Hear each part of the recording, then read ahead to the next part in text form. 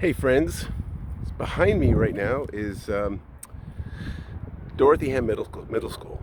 And I want to tell you a story about how this school was super important to the movement to integrate schools in America. This school, which is it's about a mile from my house, on February 2nd, 1959, it was the first public school to become racially integrated in the Commonwealth of Virginia.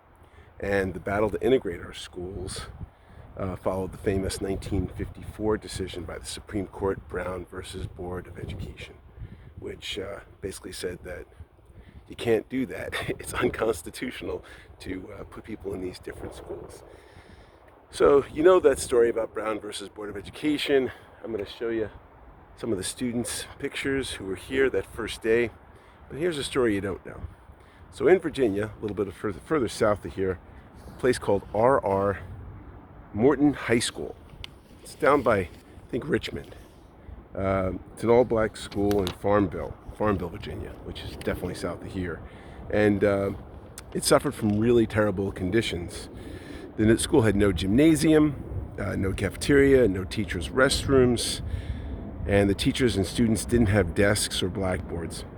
And due to overcrowding, some students had to take classes in an immobilized, decrepit school bus parked outside the main school building. The all-white school board denied the school's requests for additional funding. In response to this infringement on their rights, on April 25th, 1951, a 16-year-old student named Barbara Rose Johns, remember that name, Barbara Rose Johns, and I'm going to drop all the links in this, she covertly organized a student general strike. She had a student call the headmaster, and he was told that police were about to arrest two of his students at the bus station.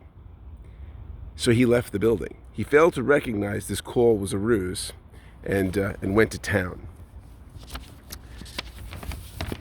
So she forged notes telling all the teachers to bring their students to the auditorium for a special announcement.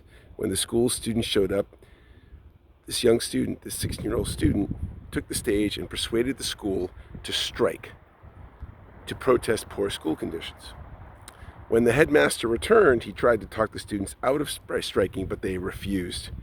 Over 450 students walked out, and they marched to the homes of the members of the school board who had denied their funding, and they refused to see them, instead threatened them with expulsion. This led to a 2-week protest from students. After the event, a lawyer from the NAACP contacted 16-year-old Barbara and offered to represent her. Her case was one of the 5 cases enjoined in the Brown versus Board of Education Supreme Court case. So in 2019, the school behind me was changed to Dorothy Ham Middle School, and Dorothy Ham was a famous leader in civil rights. She was an educator, she was an author, and she was here in our Commonwealth of Virginia.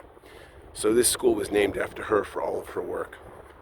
So never forget that a 16-year-old girl, or anyone, can change the world. And I'm going to show you some of the students who were the first students that came here when the school was integrated.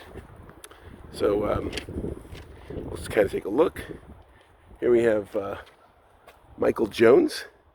That's a picture of Michael. And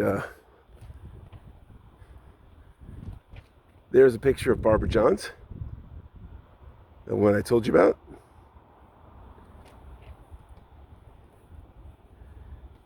And Lance Newman.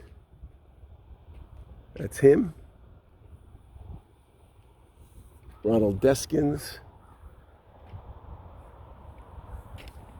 And Gloria Thompson. Now, not every student was allowed in. They were interviewed by the white school board, and some students were not allowed to come for stupid reasons like psychological something or other. They just made up reasons to keep the population of black students low, which was kind of BS. Anyway, this is the last day of February, the last day of Black History Month, and I wanted to tell this story. If you're ever in Arlington, come check this school out. This is actually the path they walk down on, and you can come see come see this piece of history.